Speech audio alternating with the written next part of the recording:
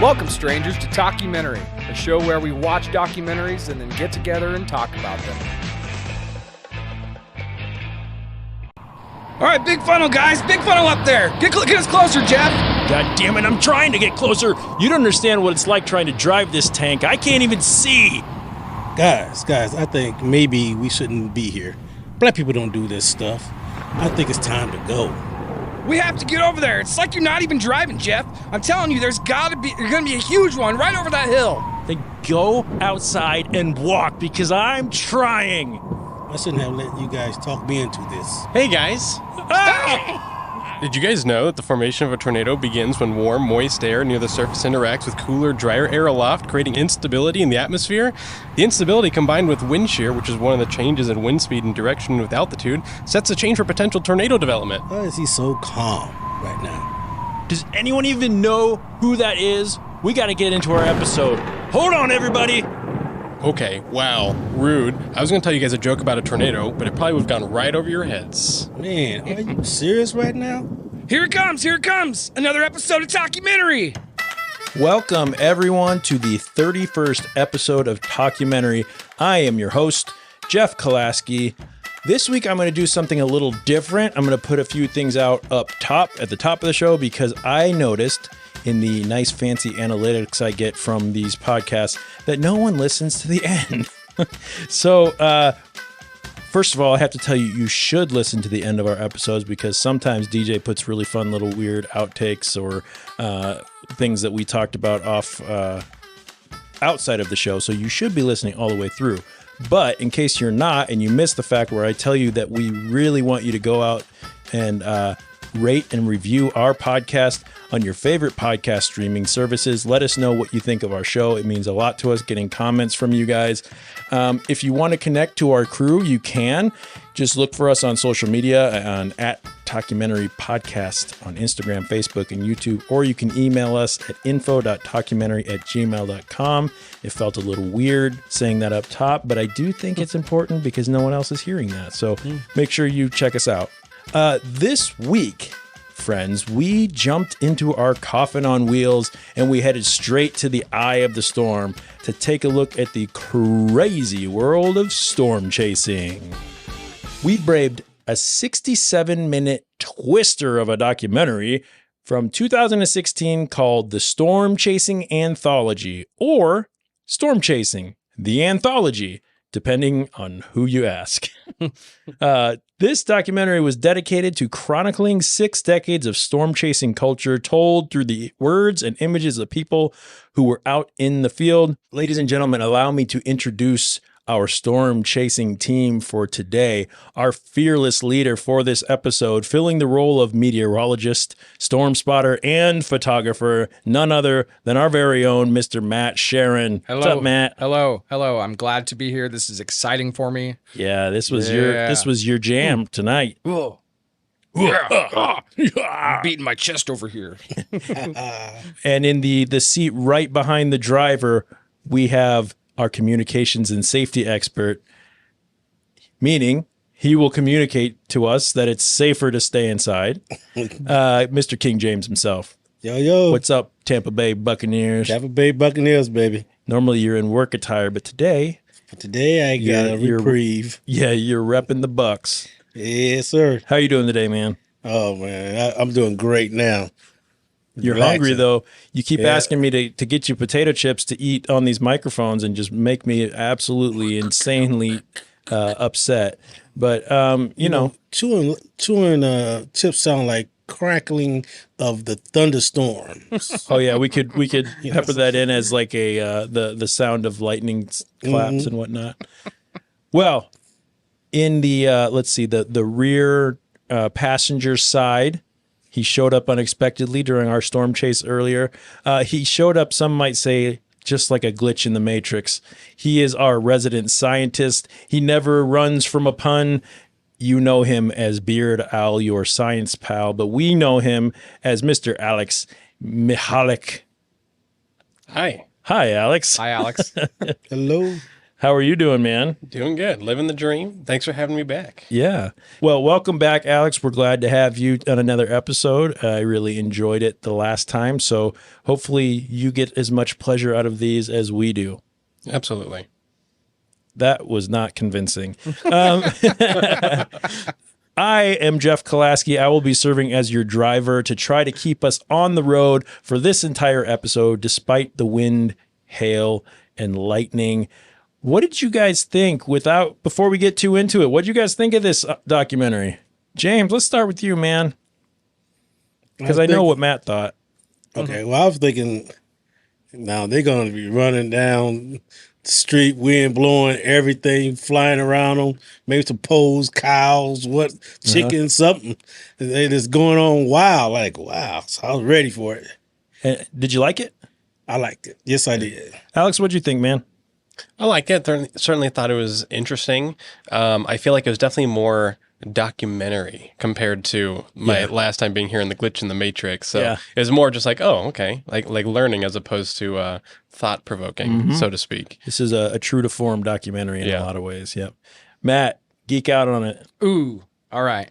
So this one was great. I mean, it talked a lot about the original pioneers of what we know as storm chasing and storm spotting, which is an important thing in our society as people go out there and warn other people of impending dangers of weather. Sure. So I mean, this is it spanned 60 years of storm spotting and weather studying, and it was nice to see this one. For sure.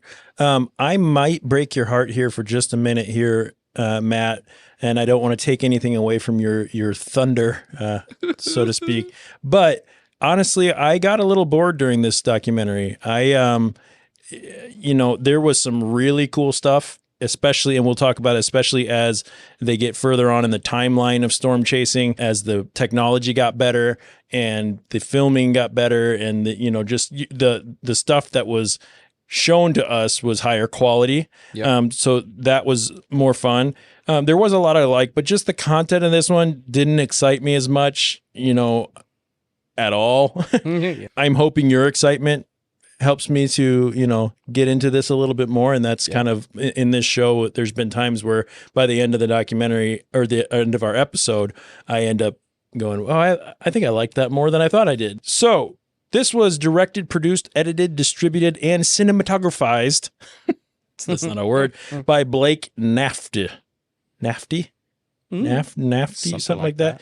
Streamed on YouTube. The Storm Chasing Anthology is not on Rotten Tomatoes, so I can't give you what the tomato meter score was. But I did read some of the YouTube comments because that's where this was streamed. A comment from somebody named @QuasiBlue212 says, "This is a wonderful doc. I love all the insertion of period commercials, movies, songs, pop culture, etc. to situate each segment.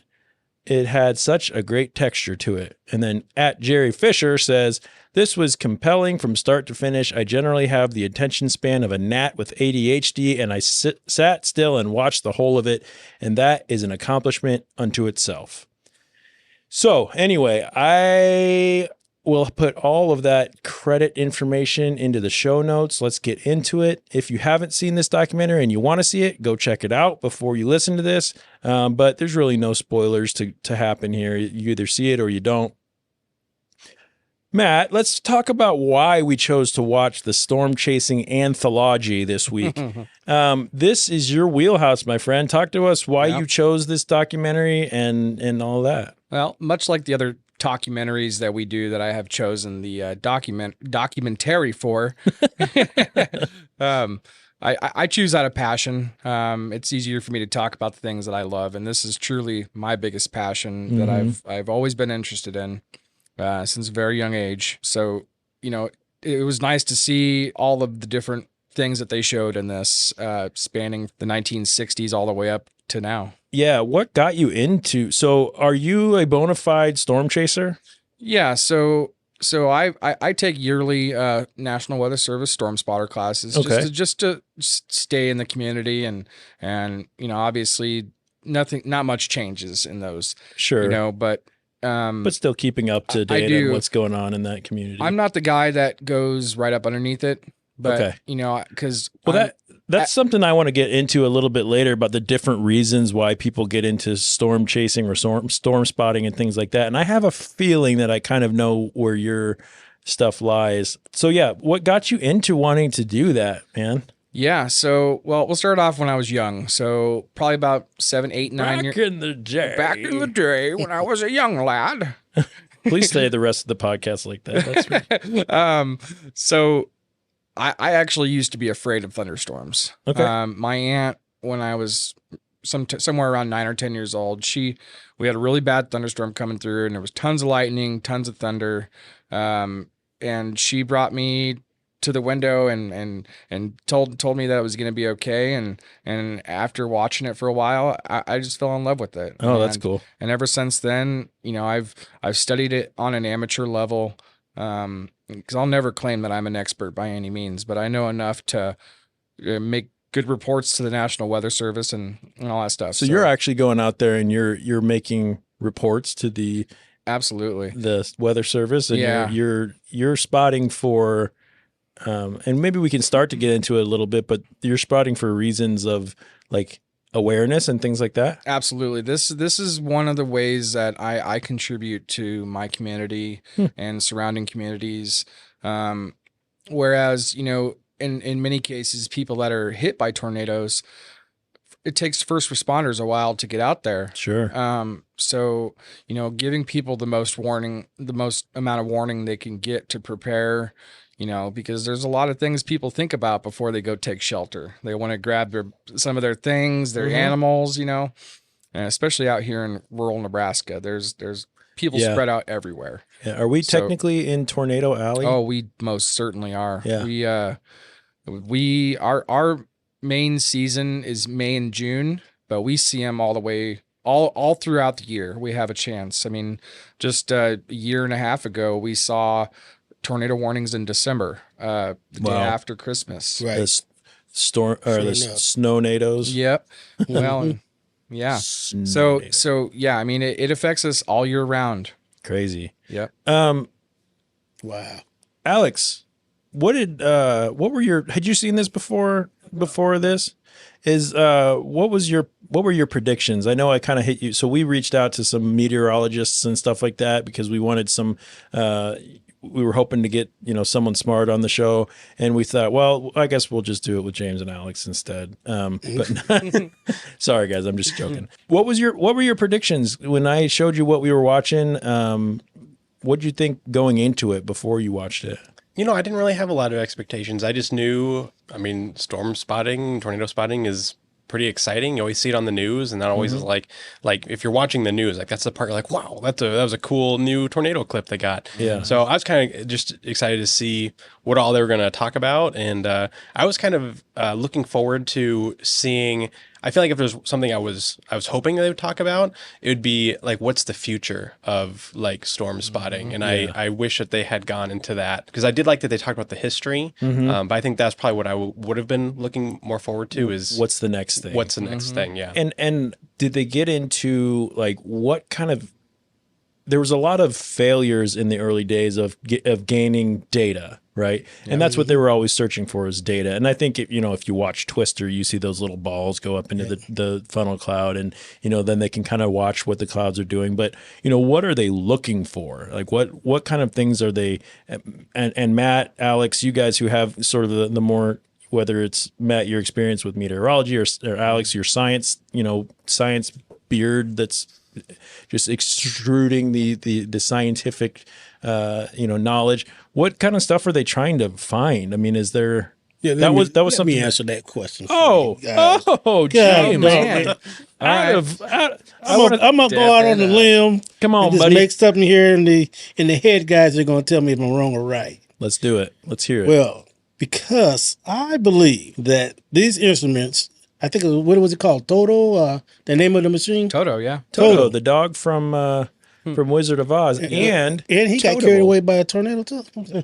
Anyway, so I'm thinking that it picked up not the dog, but it picked up the instruments. They had like sensors in each one of the balls, and these sensors tested out the temperature, the speed, and the direction and how high the tornado went. So you're getting this is just me going off. Yeah, no. what I So think. you're getting data about what is happening, but does that help for future meteorological? Absolutely. What prediction? Yep. Or So scientists they work to create these models of the atmosphere, so it helps give them a picture of what's gonna come. And if they can put this data that they collect into these models, it'll help them be able to forecast out longer. You think decades back, we didn't have forecasts where it was going to be. We knew there was going to be tornadoes 7 days out, Right, But yeah. we have that now. We know that That's it may crazy. it may not happen, but we know that there's going to be those conditions You have the favorable right. to have that. you have the Wow, conditions set up that we could potentially be looking at tornadic activity. Yep. And the thing with the probes like Toto and they talk about those rocket probes that pilot was shooting, and that's to measure the data within the tornado so they can measure the changes in wind speed, temperature, density of the tornado, and all those things, because they can pair that data with radar data to help refine those computer models that help us, predict when something is going to one, increase in strength, or two, not become a factor. I think that maybe one of the things that I wish I would have seen more of that information, like what you were just giving in this documentary. To me, there was a lot of, it was almost like a home movie of someone interviewing their family members, everyone talking about the same event that happened, 20 years ago or whatever. And it wasn't uninteresting, but I wanted to get more knowledge about why is it important to storm chase. You said at the top of the show, this is a very important thing that you do for your community and that people go out and do, and in its purest form. Yep, absolutely. Right? And I want to get into just a little bit we don't have to get into it yet, but the more impure forms of storm chasing that have come, and they did a pretty good job of talking about that in the film as well. Yeah. James, your prediction's pretty spot on for what you were expecting going into this. Yeah, well, kind of. My excitement was built up on the hype that I was going off of the movie Twister. So I'm thinking, okay, this is going to be something close to that. But like Alex said, it came out to be more of this is what happened, this is how we began, and start talking a lot about storm chasings and the dangers of it also, and the good parts of it and all that things like that. So I enjoyed it. Yeah. I kind of want to do one myself. I kind of want to go out there and chase one down myself. I'll Just take to all of feel you, it. and it would be the most exhilarating time you've ever had. I'll bet. I mean, that to me, I could see that being a rush. I'll probably be the first black guy chasing a storm because, normally we run from the danger. Most people don't get up and close to the tornadoes like they do, and like Reed Timmer, where he's got the tornado intercept vehicles, Right. and he drives right in the path of those things. Yeah, most people don't do that. Most people stay a mile away, 2 miles away. Even further than that in most cases. People that aren't, that are just there for the pictures. They don't. Yeah, most of them aren't there for that.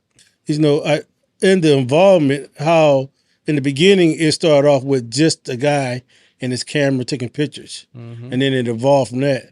I was watching some other thing because that's what got me into it. So now I'm thinking, you first start off with a 4-wheel truck or a vehicle. Now they got these wind resistant type vehicles. Like tanks. How much more has that changed since you started, Matt, doing it? You're talking about the tornado intercept vehicles? Mm-hmm. Yeah, so that didn't really become a thing until the 2000s. I mean, nobody really wanted to be up close like that and get hit directly by a tornado. It was usually a probe. But, as engineering got better, vehicles got heavier, they were able to design vehicles that could withstand EF4. Wow, which really? Is, which is 200 plus miles an hour. Jeez. Just by dropping the vehicle to the ground and putting spikes in so it doesn't. Well, get and up underneath. they also gave, one of the things the documentary did very well was to show a lot of the old footage and commercials and things. And I really liked, they showed like a Volvo commercial Yeah. as like a storm chasing vehicle, basically. Mm-hmm. And it's funny. So Bird, my wife, used to work for Volvo, and she talks all the time about, if we could afford Volvos, that would be the safest thing to put our girls in, because those things are made out of, straight steel. rough and tough. They're not made of all the plastic that, our vehicles are, so I kind of chuckled like, oh, yeah, there definitely is something to that. That makes sense if Yeah. they're building these things so tough. Like James and like Alex, I really did like getting some of the history of storm chasing. They talked about the farmer Roger Jensen in Minnesota taking pictures of clouds, how that's kind of, his love for just taking pictures of clouds was kind of considered storm chasing. And then you have David Hoadley, considered the godfather or the grandfather of storm chasing, known as the first real storm chaser in history. And then how that phenomena, I guess, of storm chasing exploded. And I think maybe let's go ahead and get into, I can't help to think that for the general public, this is something of a way to thrill seek. And, like skydiving, like bungee jumping, like scuba diving, they mentioned something quote unquote dangerous. If you go skydiving, you know that you're in danger. You don't get the adrenaline rush unless you're doing something dangerous. If you're going several yards below the surface of the water where you can't breathe without an oxygen tank, there's danger there, right? If you're going to get into a submarine and go down and visit the Titanic, there's some danger to see how brave you can be, right? To get that adrenaline dump, right? I'm not going to lie. Like James said, I'd probably go on a storm chase, but for me, it would probably be for all the wrong reasons. Yeah. Purists, Matt, are in it for what? So Alex, you are a science guy, try to be. a science pal, right? So, there are, to me, if you got into storm chasing, what kind of things would you be looking for? I mean, and I know maybe weather phenomena is not your area of expertise, and that's fine. I'm just curious, you've got more of the scientific type brain that wants to pick that sort of thing apart. What's interesting, if anything, to you about the storms, the clouds, the movement of the atmosphere? Yeah. When you were talking about like the sensors and stuff, I feel like even though I wouldn't have the sensors, I'd probably like look for some of the things that the sensors I feel like initially were trying to like teach us about, because I think like originally, I think some of the things they were really looking at with tornadoes was like, what is like the thing that like causes what's the moment that causes the tornado? Like they know it's like that there's heat rising, there's cold air coming down, but what is like the exact formula that makes it all happen? Mm-hmm. And a lot of that is like fluid dynamics, and it doesn't like, it seems weird because it's air, but it's all, everything's a fluid when you're looking at the universe. But, it's like, what is the exact like fluid dynamics? What is the exact airflow that is causing the tornado in that moment? And I think even today, like they have a lot better understanding, even within like the last like 10 and 20 years, they have like for a long time, all they knew was just that the heat's going up and the cold's coming down. And that causes obviously a funnel, a spiral. Yeah. Like a really good analogy I always like to think of. Have you ever seen those like tornado, like 2-liter bottle things where you swirl the water? Yep. Like, so when you flip over the bottle, it kind of like just like glugs, like glug, glug, glug. You have to give it a little swirl first, right? So it's like, just because you have rising heat and falling cold doesn't mean you're necessarily going to create a tornado. You have to have like a certain jostle, So is that atmospheric pressure? Is that wind? Is that, It's wind shear. Wind shear is the vertical lift underneath these storms, and it has to be the right amount for these conditions to be there to form the funnel. Okay. Well, even the wall cloud before the funnel. Sure. So science, I get that. I get that for being a reason to go out and do it. To me, that's a viable reason to go out and put yourself in danger, right? Knowledge, just knowing, even if you're not doing it for the sake of, writing your dissertation on this, you're just wanting to learn things. Emergency preparedness, like what Matt talked about, that to me is another obviously important reason to do that. Another thing that Matt's big into is photography.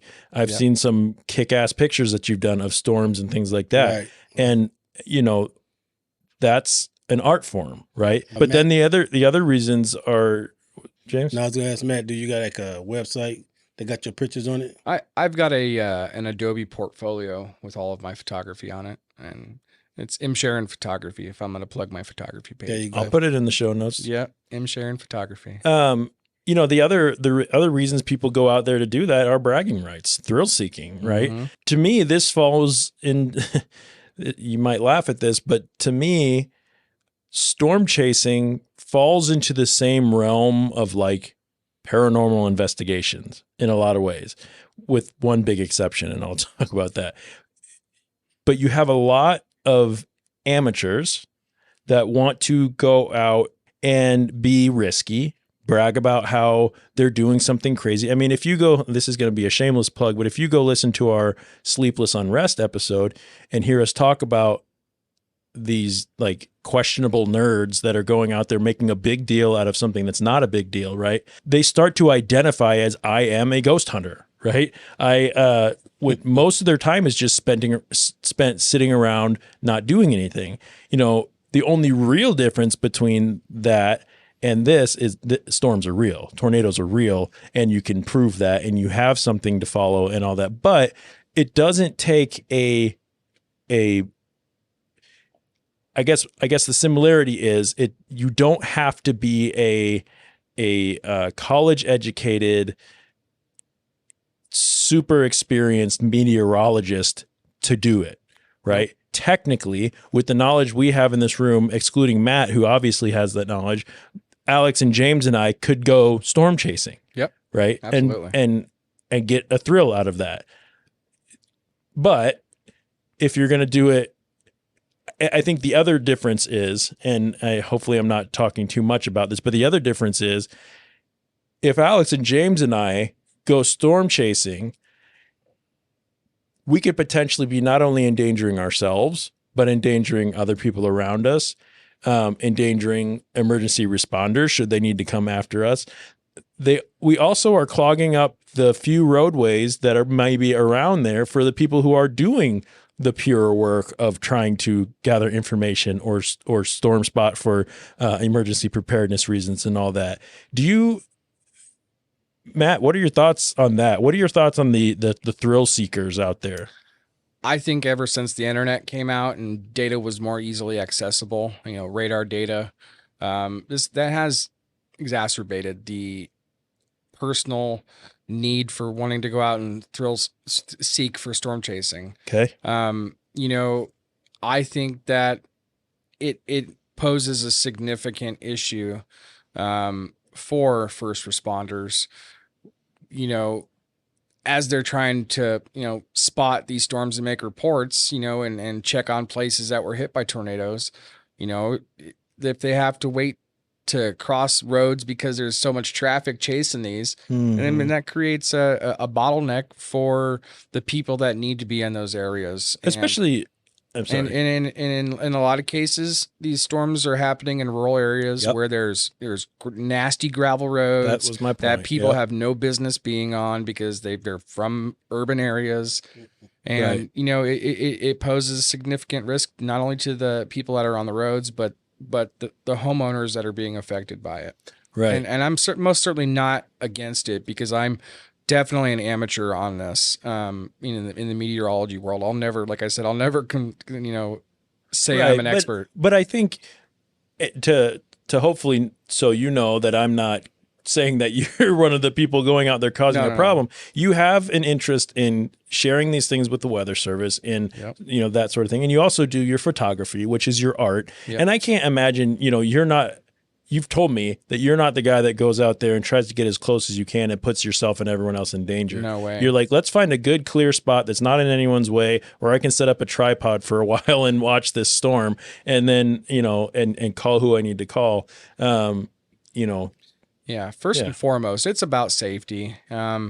You should be out there. If you're doing this, you know, your main priority should be the well-being of other people that are out there and being affected by this. Because as incredible as storms are, I mean, the human element is more important than being out there and seeking the thrill.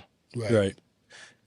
Alex, what stood out to you about this documentary, man? Well, kind of going right off of that, I was going to say, so one thing I thought the documentary did really well was like humanizing storm chasing. Like Right. you have all these storm chasers, but then like they stop for a moment and said like they told the story about how like he had just seen a tornado like flatten this farm, and then this family like opens up their storm cellar and comes out and just looks at their devastated home, right. and so like they made it real. They pointed out it's like, hey, this is fascinating and exciting, but at the same time, this is affecting real people. Like this is people are dying because of these tornadoes. Yeah. So you can't forget that. You have to keep in mind that Even though I'm people's super lives. passionate about storm chasing, that is the worst thing to see is people's lives being completely uprooted from Yeah. just a storm that lasts a minute. And if you don't take that seriously, if you don't, if you're the guy going, "Oh, that was fucking awesome,"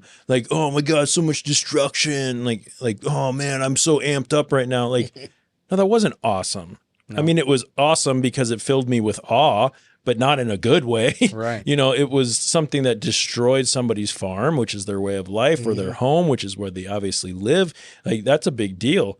And I agree with you. That part was like, and I think anything in, when you're talking about natural disasters and things like that, these are just that. They are, natural forces of nature that we have no business being in the way of. I feel like you just plugged in a Weather Channel episode of some show. Right. Nature's forces. Forces of nature. Vortexes forever. Okay, Yeah. go ahead. But yeah, I just think that's something, we are living in the path of these, whether it's a volcano or a tornado or a hurricane or things like that.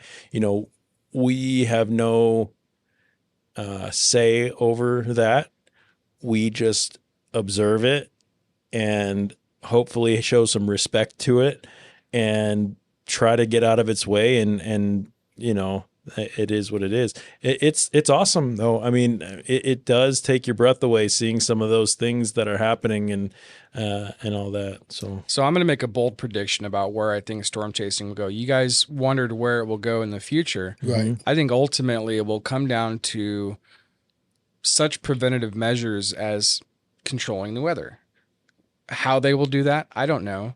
But I think eventually as technology increases, I think there will be some sort of way to deflect a tornado. Yes, they're massive, about but that. humans build massive shit all of the time. well, and maybe even, and Alex, you chime in when we're wrong here, but if you're able to trace a tornado, for example, to when it starts considering being a tornado, right? If this one little and I'm not a meteorologist, but if this one little drop in atmospheric pressure, when combined with this amount of difference in the cold air versus the warm air, and you start seeing this fluctuation, you send out this army of drones, right? Mm-hmm. Which isn't that crazy to think about, because right now we have armies of drones that go up there and they make like a peace sign in the sky, and then they turn into this orb, for our entertainment, which means that can be used for the use of whatever. So if that goes out there and you have something like what changes, let's say, atmospheric pressure, right? Sound.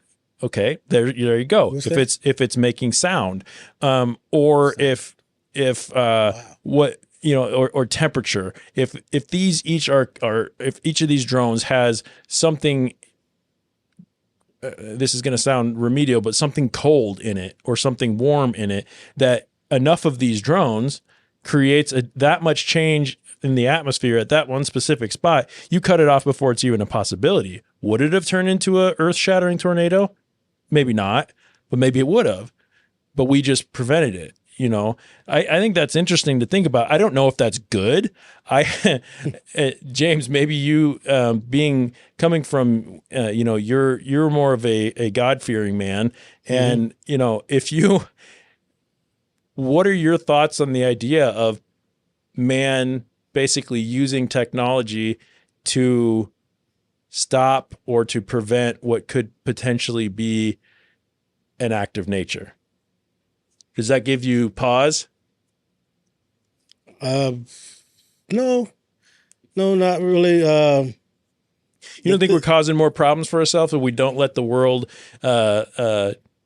sneeze, for example? I mean, that's what I kind of equate it to. So if we have something in our lungs that needs to be gone, or in our nose, we sneeze it out, right? It's a little bit of a violent act that, we can't really stop. But if we could always stop our sneezes, well, are we doing ourselves any favor by holding them in all the time? Similarly to this, like that's where my mind goes. I go, if we're stopping forces of nature, there's got to be it's like a fart, right? The volcano has to erupt. Otherwise, something else bad's going to happen. You're going to get a tummy ache. But just like a fart, Spicy food. yeah, just like a fart, you can hold a fart and go outside and fart, and everybody will be okay. So you're talking about redirecting tornadoes? Yeah, if you can redirect a tornado, why not? Why not? Why not do it? I mean, man have invented so many things to save so many lives. We live longer now than we done before. But ultimately, in the end, everybody's going to pass on, and they're going to have to talk to the man himself. I don't think God's going to be upset and say, hey, look, did I tell you can stop that tornado? Did I tell you can move that somewhere else? So even if it's not having to do with, God, then just nature in itself. Like if nature is an ecosystem, which now we're getting, I think, into Alex's realm of ecosystems and things. Am I right? Like that's kind of your forte. Sure. So if is messing with that, is messing with the weather, messing with that? I mean, I've got a lot of thoughts. I want to hear them I'm because gonna, this is what's going to kind of combine a couple different things together that don't really make sense in context. But I was going to say one of my other comments, my biggest dislike about the documentary was the sheer lack of Sharknadoes specifically. In the Sharknado series, as we all know, there's all 6 episodes. Episodes, full movies, full true. films, Full films. feature films. If you haven't seen them, they're all great. I love all of them, except for number 6, which sounds super pretentious. But that's because in the first 5, they have very creative ways of like stopping these Sharknadoes. Like in the first episode, it's like movie. This is feature film. in the first movie. Spoilers. They use dynamite and they just chuck dynamite into the tornado. As you would. And the idea is that like when the dynamite explodes, it's like disrupting the updraft and downdraft, and then in that moment, it's hard for the tornado to recreate its vortex. So whether or not that would actually work, I don't really know. I think I'm genuinely curious. Like I think that was one of my favorite parts of the documentary was watching the guy in the airplane shooting his rockets. It's like, yes. Oh man. Oh hell. Yeah. That was great to me.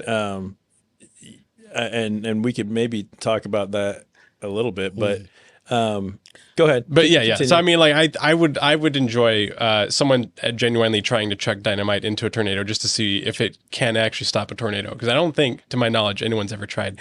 So I think that what you're talking about with like, you think we'll be able to one day stop the tornadoes? I think that maybe it's possible. In the peak of the Sharknado series, they have this like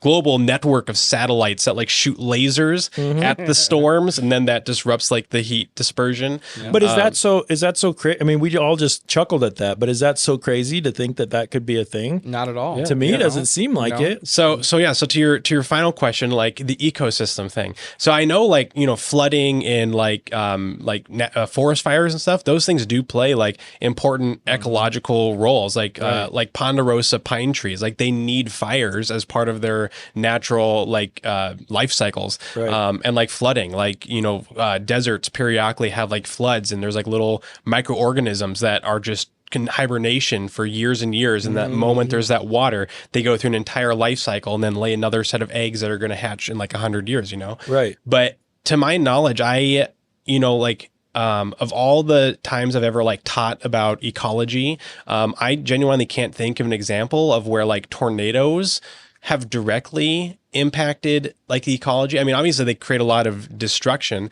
I'm trying to think of like the things that they would change. Like I'm imagining like a lot of trees get torn down, and that sometimes is a really important role for like old growth. Like lots of forests, they need those old trees to die, like culling out, the giving room for the So I don't know. I don't know the full extent of like tornadoes and how they play important roles in the ecology. So that I'm really curious about that now. Yeah. About like, are they truly essential for the ecosystems in those areas that they are prevalent, or are they kind of like mosquitoes, where like scientists kind of accept that mosquitoes really don't play an important ecological role, and that's why they're totally fine with trying to eradicate them. Yeah. So yes, I don't know. So am I. I'm good with that question.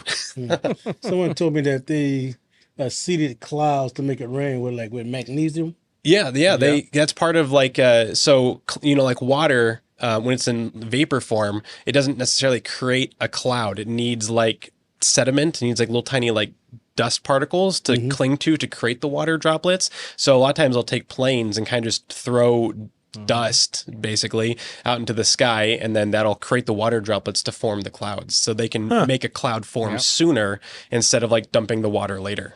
Yep. That's crazy. Yep. So to some extent, we are already controlling the weather. Yeah. Absolutely. Yep. That's true enough. Matt, yeah. what is a RFD? Rear flank downdraft. That is, normally it comes in after the storm. After the storm has passed, and it's cold air that shoots down out of the storm behind it, and it's wrapping around. And that's kind of where people think they're in the tornado, but really they're just super fast winds that are coming down out of the storm cloud. So potentially just as dangerous. In some cases, especially where there's debris, and that's where a lot of the injuries and deaths come into play, is people being killed by debris from the tornadoes, not being hit directly from the tornadoes themselves. Yeah. I seen I came home from work one day, and the effects of a tornado, I think, can carry on. That wind, you might not be a tornado, but I came home one day from work, and man, I can see the wind bending the trees as it came towards the house. Oh yeah. And then when it hit the house, everything just went off. I don't know what that was called. I don't know if that's cause and effect of a tornado that passed through, or what is that signs of like the speed of wind, how they can bounce off of warm air, cold air, and form after that. What's the deal with that? Well, in most cases, there has to be a tornado in the area, to be sort of like what you're talking about. But in if you watch most tornado videos, you ever hear about how it's the calm before the storm, right? Right. And if you're going to be directly hit by a tornado, it gets super calm. And I mean, not super calm, but it's way calmer than what it was before. It gets way calmer than what it was before. And in a lot of cases, like the wind you're talking about, they're straight line winds, and those can be just as damaging as an EF1 tornado. Yeah. I mean, That's 90 crazy. to 110 miles an hour. I know you hear on the news all the time, like, we might not see tornadic activity, but you expect to see, straight line winds, and that can be just as important. Absolutely. So to bring us a little back to the documentary, I have, and I could see it in the people they talk to, a lot of respect for the pure form, like we talked about, of storm chasing, the scientific research, the understanding, that's huge. To me, when they talked about, it was really neat to hear about Neil Ward. He was the first meteorologist to successfully anticipate, track, intercept, and then document a tornado, which is pretty sweet to look at your charts. And this is all before the internet had satellites doing all these, readings and all that. You're looking at your charts. You're looking at your barometers and your, temperature or thermometers and your, whatever. And you're going, I think we might be in the realm of tornado, and it looks like it might hit over here. I'm going to go over there and see. Sure enough, there it is. You document it, you intercept it, and that's huge. That's information that can save lives, and that's what I think is awesome. The thrill seekers out there that we talked about, not to beat a dead horse, but the storm chasing tours, that kind of stuff. That to me, and then you get into the scripted like reality shows and shit like that. Like that's just bad. That's just dumb, and it's a bad representation of what it is, and it oversaturates each storm, makes it harder for science to come in. Yeah, so that to me is a little bit of a. You can blame the Weather Channel for that. They used to run hours and hours, and this is kind of how I fell in love with storms itself. Yeah. But they used to run hours and hours of documentaries about people being affected by tornadoes and severe weather. But then Discovery Channel took it to a whole new level when they had to dramatize the job that these meteorologists were doing. I mean, their job was legit. They were going out for data, but the Discovery Channel, they dramatized the crap out of it. Well, they had to. They were trying. Well, they didn't have to. I know a lot of that storm chasing. I mean, how does that affect like the family, your family and stuff? Because I know a lot of ladies said she had to quit. She had to cut it down because she had other things to do, but she still had the thrill that wanting to go get it done. I mean, the cost, the equipment, and all that stuff. Is that really like high costing something that? Oh yeah, yeah. I mean, anytime you take a technology that's cutting edge and you make it mobile, it gets way more expensive.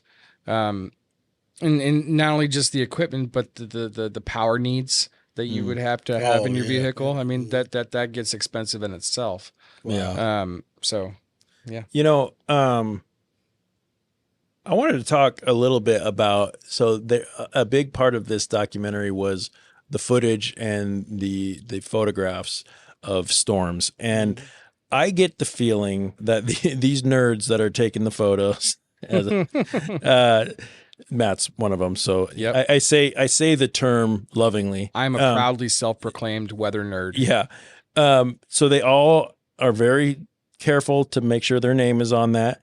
They're very protective of their footage and photographs. And, they keep scrapbooks of the storms that they chased and pictures that they took. And they hold on to them like trophies, and I got to imagine that's a point of pride. That's like, that is a trophy, right? Yeah. I mean, talk to me about that. Is that like, I would imagine you're like watching these photos carefully and going, make sure that's not the photo I took of that storm, because I better be getting something for it, and or I should get the credit for it, and or just the. For me, my photography is simply so I can share it with people. I'm not the one that's going to yell copyright.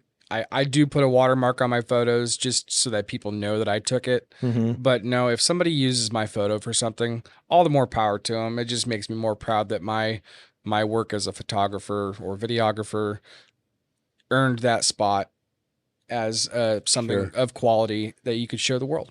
It might be a different story though if you were making your living off of. Oh, absolutely. Absolutely. Because obviously we work together, so I know how you make your living. You're doing art for the sake of art. Yep. You're doing, and that's, in a lot of ways a purer form of art. Yeah. But, I some of these meteorologists and storm chasers are probably making at least part of their living off of selling these photos to whoever and needing the rights for those. Which makes sense. A lot of them are meteorologists that are out there on grants from the government to study it. They got their big weather trucks out there, and yeah, these are privately funded groups. A lot of times from the government. Yep. James, let's go to you, man. Something stood out about this documentary to you? The thing that stood out, what Alex has mentioned was. No, your standout, not Alex's standout. Oh, okay. Well, Alex has said something. This stood out to me because I was thinking the same thing.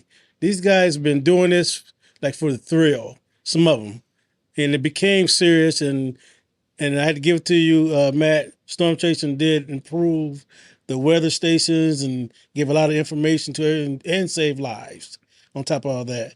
But the thing is, but the guy, when he said they flattened the farm, and he came out and he saw the faces on the people. Yeah. And it brought tears to him.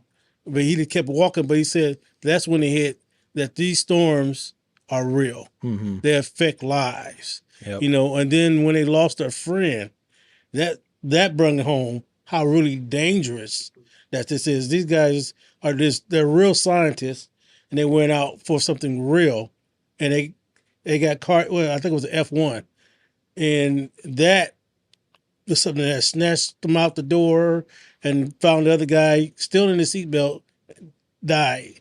That brung home. So this is a serious thing. It may be a fun or thrill-seeking thing, but for them to see reality, Yeah, that's what I like. And some That of the brung most up. some of the most quote unquote fun adrenaline fueled things are that way because there's danger. I mean, you walk away from it, your head held high and your hands shaking a little because you're dealing with that after dump of, you've got these guys out there getting ready to deploy Toto and they're going deploy, like in true nerd fashion. And they're all amped up on adrenaline because they're going, this is what we've been sitting around in a room waiting to happen. This is why I got my cape. I'm gonna dive into it now. Yeah, and Just kidding. in that same note, I guess I think there was something we haven't touched on yet there was some real humor in this documentary, in the editing, in the cut scenes and things like that. There was some pretty funny stuff. Like I said, kind of at the beginning, there was a lot of, I'm just trying to talk about one of my favorite little funny spots. There was a lot of really good old found footage of old commercials, TV shows, stuff like that. But one of my favorite parts was on one of this guy's like B-roll little cut scene graphic deals. There was a scene where whoever was narrating said that they drove someplace, and it was a cut scene of an obvious toy car rolling over a map, right? Yeah. And it said in the bottom in little letters, reenactment. And I was like, oh, that's funny. Did you guys catch that? I did not, but that is funny. So if you watch it again, there's like a green toy car that is rolled over a map in reenactment. So that was funny. I also couldn't help but laugh at the nod to nerddom when they named Storm Track because it sounds like Star Trek. And they had Leonard Nimoy. So he hosted the very first TV show about storm chasing, which I'm sure gave all those nerds the biggest nerd boner they've ever had. Watching Mr. Spock, talk about their storm chasing, which is, and I say this all with love because I would too if it were me. And then the last thing that I thought was really funny, and there was some little edits there where they'd like ding, like where they were like showing part of the map, they'd like ding, they'd point a little finger or something to the spot. But when they were talking about the Weather Channel and they were talking about it amping up and how the Weather Channel went out and was saying like, hey, they kind of accelerated, like you said, the rise of storm chasing because they were basically saying, give us the best footage you have, give it to us quickly, and we'll pay you money for it. Yep. Well, that sent people out the door going, give me that money and put my stuff on TV. But people get so excited. But my favorite line on the Weather Channel is like, the guy said, homogeneous. And I can say that on cable TV. Yeah, I did catch that one. Like, what? Yeah, anyway. I like that. Homogeneous. Huh? Are you homogeneous? What is homogeneous? Homogeneous. Yeah, it just means like consistent, not separated, mixed thoroughly. Oh, so that's what it is. Huh? Okay. Oh, I was gonna say here's a tidbit that I. If there's storm chaser people out there listening, and Matt, of course, here's my personal wish list in the weather to do, I suppose. One of the things that I've become fascinated with is something called TLEs, or transient luminous events. And I think that whoever this very small community is like the biggest nerds out there, because everything they've discovered, they've given the nerdiest names possible. It's one of the most, one of the first things discovered is called a sprite. And it's basically like this. I love those. Yeah. It's like red lightning that happens over the clouds. Upper atmosphere. Yeah. So you got to be super far away. Like you can't be up next to a tornado because you got to be far enough away where you can see 60 over. to 100 miles. Yeah. Oh, really? Wow. Yeah. So it's like when you're not, it's like an extra challenge mode to the storm chasing, because you have to know where the storm's going to be and how to be far enough away from it to see over it. Yeah. So yeah, Sprite's one of the like kind of like the first things that was discovered, but then I was trying to like read through like the Wikipedia page, but they've got ghosts, trolls, I think there's like giants. Everything is like some sort of something straight out of D&D. Yeah. That's funny. And so, and because it's such a new phenomena, like there's not a lot of pictures out there. And so, that's something that I hope emerges. I want to see more photos because cameras are getting better. So there is a Facebook group on there that it's dedicated to photographing sprites. I can't remember the whole name of it because it's a long name group, but if you search for upper atmosphere, you'll most certainly find the red sprite photographing. That's cool. Is that another thing though? I know tornadoes are big, but storm chasers also the storm itself. The big wall cloud, the cumulonimbus. Okay, so that's an interesting thing to talk about. That. I mean, wow. Yeah, so thank you, James. And storm chasing is not just tornadoes, correct? No. So what other things are you looking for? They kind of leaned heavily on the tornado aspect, and I think I got caught up in that tornado, no pun intended, as well. But I looked at Alex like, please laugh. I know it's a good one if Alex laughs. But what else you're just chasing any storms for any reason, or? I think ultimately when you chase storms, you're looking for the most severe portion of it. But no, people chase hurricanes. Reed Timmer, the guy that was in this, he does that. He'll go down on the coast when it's hurricane season. He will chase these things. Just watching the storm surge, the embedded tornadoes that are within it, because in a hurricane, you could easily have super strong, small, brief spin-ups. And some of them can be long track, like 30, 40 miles, and some of them can be just short-lived, but they're just as damaging as anywhere else. Wow. So, but yeah, That's crazy. there's many reasons people storm chase and many different ways to do it. Cool. So, the thing that kind of got a lot of people into storm chase this will maybe be the last thing we talk about before we get into like how we felt and whatnot, but this might add into a little bit about how we felt. Then there was Twister, the film, right? Classic. The first movie to glorify and bring attention to storm chasing. Also, James, I shared with you a little tidbit, to use Alex's word, of information earlier. Twister was also the first movie to be released on the high-tech video format known as digital versatile disc, or the DVD. Did you guys know that? It's the very first thing to be released on DVD. Not surprised. We got to watch the baddie Helen Hunt in her prime, and Bill Paxton out there chasing storms. Rest in peace. Making it look like something we all could do, to be strapped to a pipe and get sucked up into a tornado and be perfectly fine. I remember. You guys all seen that movie? Yeah. I think that movie actually was good. I really think it was good because it's fun. It took a whole bunch of what they did research and then hyped it up. You're looking up into heaven to see that tornado. Like, wow! I felt like no arms getting ripped off or nothing. Right? Yeah, I know. Like 500 miles of wind. F5 tornado. You've got boards flying around. You have pieces of barn and a cow flying around, and you're just fine. Nothing's hitting you. Man, let me use my belt to hold myself down. What? Oh, right. Matt, it seemed like a lot of the storm chasers almost had a little bit of a distaste for that movie. Yeah. Was I reading that correctly? Yeah, in some cases, yeah, because the physics are a little bit different.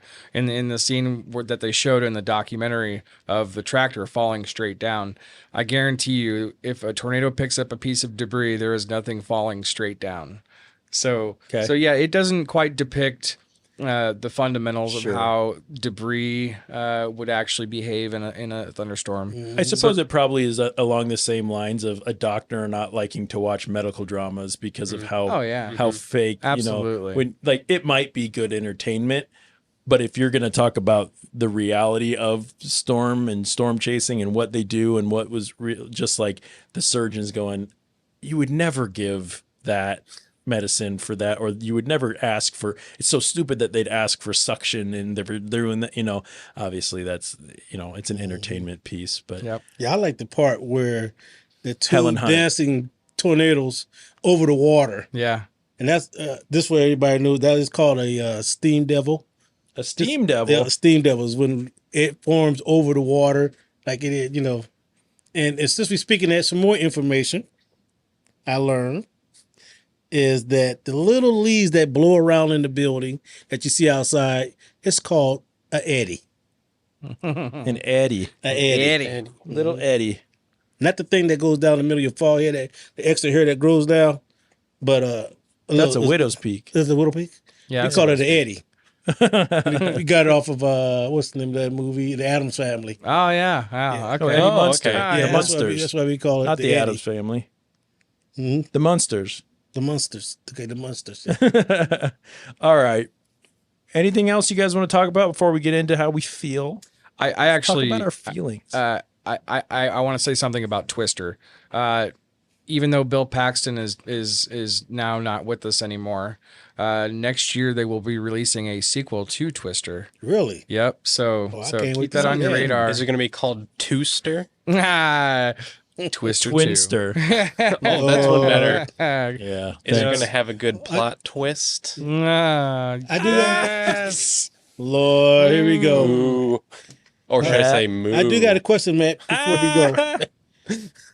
How is it that they rate the F1, F5s? Is it by the debris that flies? It's by the damage that's caused by the tornado. So they can only rate it afterwards? Yep. It can Oh, only be rated okay. I didn't know afterwards. It that. can be estimated.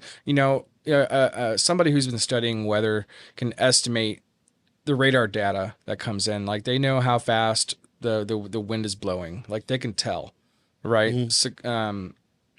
So after a tornado hits an area, the National Weather Service comes in and surveys the area for damage, and they look for snapped trees. They look for solid buildings being penetrated by other limbs, or just they measure it based on the amount of damage. Okay. And That's interesting. I And, didn't they know use that. the wind speed too.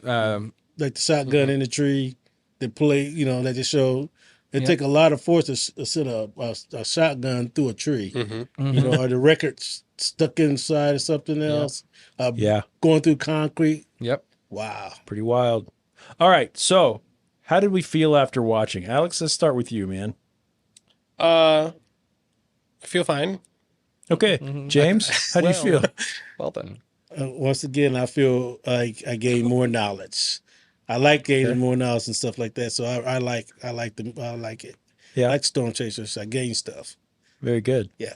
Alex, we'll go back to you, man. I was Yeah, just no, listening to- it was good. It was good. I think it was good, knowledgeable. In the end, I feel like we kind of said at the very beginning, I almost felt like they had an agenda. Like I feel like when they got to the part where they were talking about the TV shows about storm chasing, Yeah. it kind of felt like they maybe made this documentary to kind of like make like a real documentary to show like what it's really about. So I think that it was nice to see like the true perspective, and I think that is a really unique perspective that I enjoyed. Absolutely. And this documentary was exactly that. I mean, it shows a perspective from the people that have spent their entire lives studying this versus the average storm chaser. Sure. Because the reality of storm chasing is that it's just as dangerous for the experts as it is for you and I to go out there.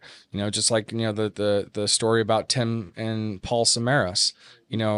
Some of the original pioneers of some of the greatest engineering feats of studying weather. And it's dangerous. So Yeah. I'm going to be honest, and I was honest earlier on. I didn't make it to the credits in this one. no. This is the first documentary that we've done for this show where I actually didn't make it all the way through it. I stopped. I only had like 15 minutes left or something, so hopefully I didn't have. You didn't miss much. Missed the stunning conclusion. No, there wasn't. Yeah. There wasn't anything. I was having a hard and maybe again, films, movies, documentaries, TV, whatever it is. for me, it all relies a little bit on the mood that I'm in when I watch it. And, there are certain things that, in a perfect world, I would watch all these documentaries when I'm exactly in the mood to watch this specific documentary. But the reality of doing a weekly show is that sometimes I have to sit down and watch it when I don't necessarily feel like sitting down and watching it. So I think that had me distracted a little bit. I do think it was very nicely done. I think the editing was clever. I think for one guy to basically make this whole film was a pretty fantastic thing. The timeline was good. I liked that. I agree with Alex that they spent a lot more time on the history of storm chasing as opposed to going into what it is and what it could be. But that's okay. The footage was pretty cool. The interviews were relevant. They had they had people out there in their real selves talking about real frustrations and real things that they were going through. I guess my question is, what was the message that was, what was the point of it? Was it just what Alex said, to just show the real life of a storm chaser? Was there some kind of information or knowledge? When we do it's like Plastic Paradise, for example, we know what the message there is. That's right. When we watch, our very first one, 13th, we know the message is, awareness and things like that. What was the message here? Was there one, Matt? It's kind of hard to take the message. I mean, depending on who you are, the message really just varies. I mean, if you're a storm chaser, the message is, this is what it used to be like 60 years ago. This is what it's like today. Yeah. For the average person watching this with no meteorological background, the message is that weather is intense, and a lot of people have studied it over the years, and this is where we're at nowadays. So yeah, that's what I think. Was just to bring it to light. I think that's the message for it. Yep, to bring it to light, to let you know what this is about, and some people are going to grab it, and some people are not going to grab it. Yeah. And I think I grabbed it, and I like it. I like it. I mean, I think reality for sure. And I think a big, anytime somebody's really into something, you want to show other people what you're into. Yep. And to some people, like myself anyway, maybe they don't find it as interesting.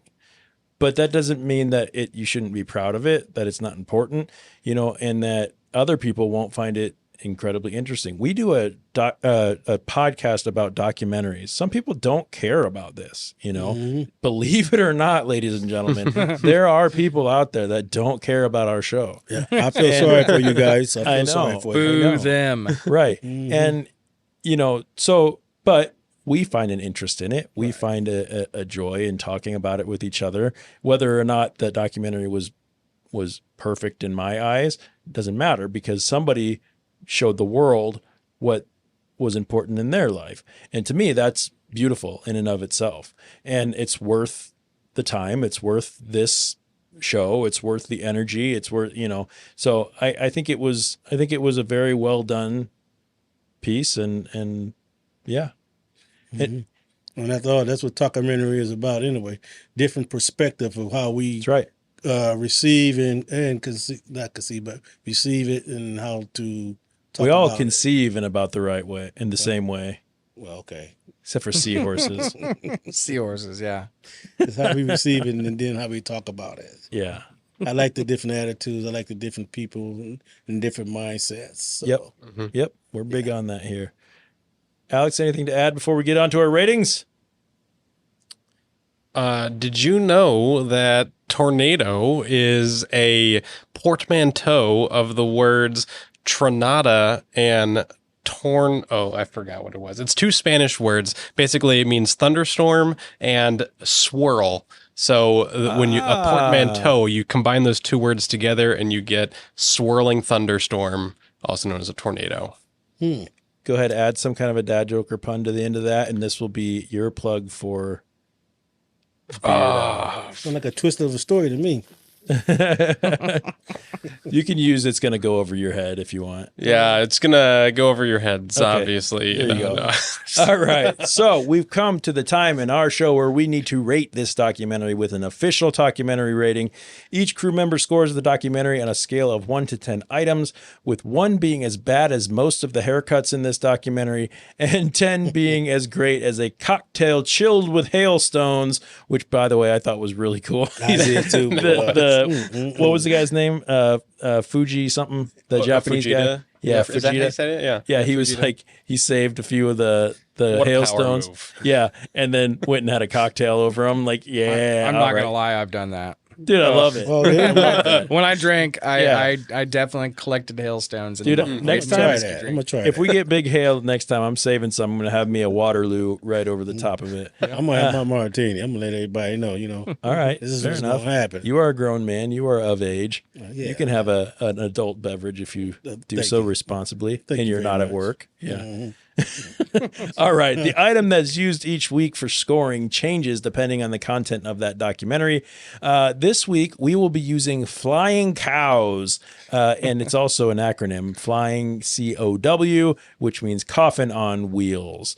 So, flying cows. Matt, how many flying cows do you give your pick for a documentary? The Storm Chasing Anthology. I gave it a 7. You know, I've seen Okay. a lot of documentaries. I prefer the ones that have more data in them. But I imagine as time goes on, documentaries about storm chasing will include more data and better videos and stuff like that. So 7 for me. Very good. Let's go to Beard Al.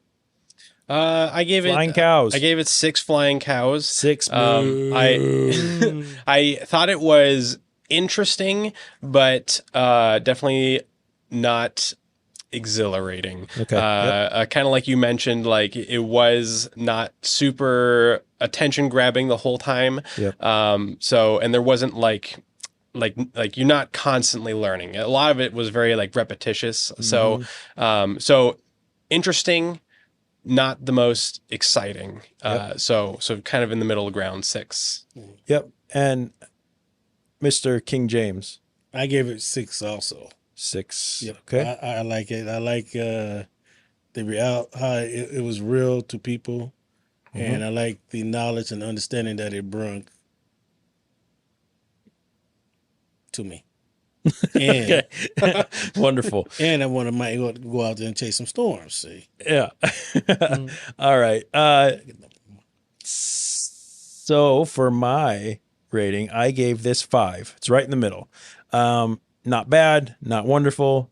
It wasn't boring, but it also didn't hold my attention. I mean, I guess I was bored sometimes, but I don't think it was a boring documentary. I just think I got bored in it. But 5 flying COWs. After averaging everyone's scores together, the official documentary rating for the Storm Chasing Anthology is 6 flying cows. I want to thank everybody who's been hanging out with us today, who's listened. If you made it to this point in the episode, thank you so much for staying here. You just thank bumped our analytics way up. I love that. Thank you. Yeah, thank you.